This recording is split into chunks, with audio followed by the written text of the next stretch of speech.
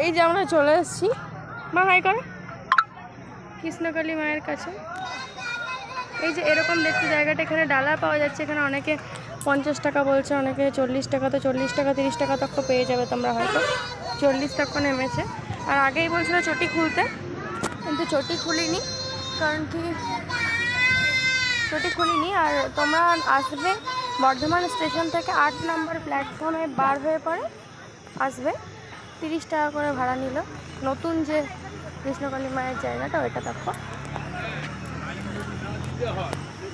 অনেক ভালো ঘুরে এসে দিদি বলছি তো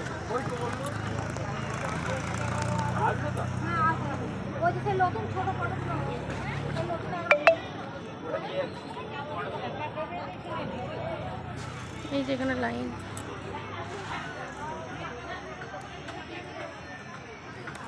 এখানে অনেক কাজ। কোথায় কোথায়